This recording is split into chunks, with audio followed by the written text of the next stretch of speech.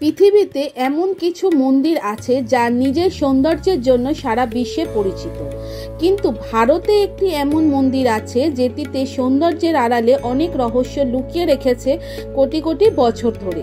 আমরা কথা বলছি ঔরঙ্গাবাদ কৈলাস মন্দিরের। এই পর্বটি দেখে আপনাদের বিশ্বাস হবে যে এমন একটি সভ্যতার মানুষেরা এটি বানিয়েছিল, তারা আজকে সভ্যতার মানুষের চেয়ে অনেক উন্নত ছিল। কৈলাস মন্দির মহারাষ্ট্রের ঔরঙ্গাবাদ জেলায় প্রসিদ্ধ ইলোরা গুহার মধ্যে অবস্থিত। ইলোরা গুহাকে পৃথিবীর সবচেয়ে প্রাচীন গুহা বলে মনে করা হয়।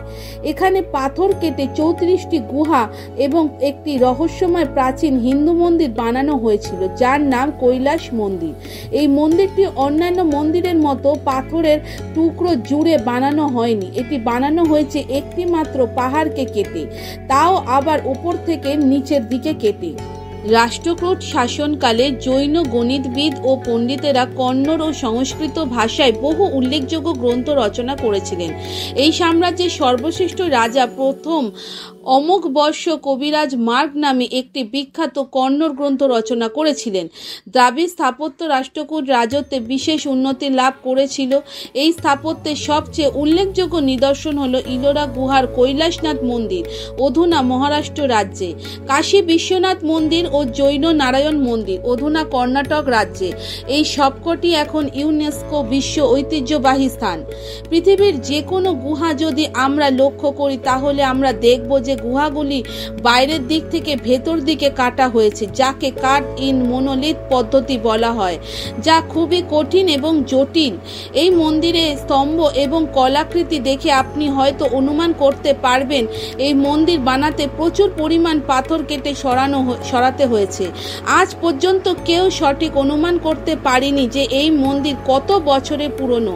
এটিকে শুধুমাত্র একটি পাহাড় কেটে বানানো হয়েছে, আর পাহাড়ের বয়স এবং মন্দিরের বয়সের মধ্যে তফাৎ থাকাটা স্বাভাবিক, কারণ পাহাড় কোটি বছরে পুরনো হতে পারে এবং পরে সেই পাহাড় কেটে মন্দির নির্মাণের কাজ কয়েক হাজার বছর পরই শুরু করা হয়েছে বলে মনে করা হয়। আর্কিওলজিক্যাল এবং জিওলজিস্টরা পরীক্ষা করে জানিয়েছে যে এটি কোনো সাধারণ মন্দির নয়। এই মন্দিরে নিচে আছে ভূমিগত গুহা, যেখানে যাওয়ার রাস্তা সাধারণ মানুষের জন্য বন্ধ করা আছে। এই দরজার পিছনে আছে এমন সুড়ঙ্গ যা আপনাকে নিয়ে যাবে এক ভূগর্ভস্থ শহরে। আর্কিওলজিস্টরা বলছেন একটি মাত্র পাথর কেটে এই ধরনের মন্দির বানানোর জন্য প্রায় 4 লাখ টন পাথর কেটে সরাতে হবে। ইতিহাস বলছে কৈলাস মন্দির বানানোর জন্য কেবল মাত্র 18 বছর সময় লেগেছিল, যা সত্যি অসম্ভব। এই মন্দির বানানোর জন্য শ্রমিকরা প্রতিদিন 12 ঘন্টা কাজ করেছে। তাহলে 18 বছরের মধ্যে 4 লাখ টন পাথর কেটে সরানো সহজ ব্যাপার নয়।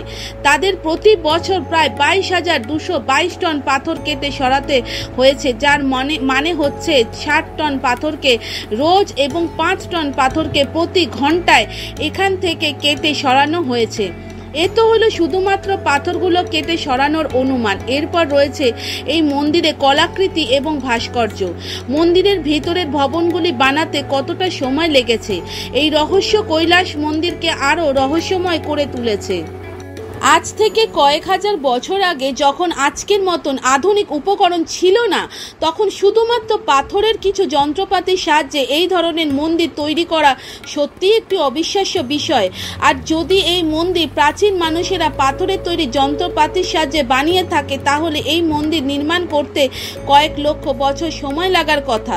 সবচেয়ে রোমাঞ্চকর ব্যাপারটি হলো পাহাড় কেটে যে পাথরগুলো বার করা হয়েছিল তার অবশেষ এই মন্দিরে আশেপাশে এমনকি কয়েকশো মাইলের মধ্যে খুঁজে পাওয়া যায়নি।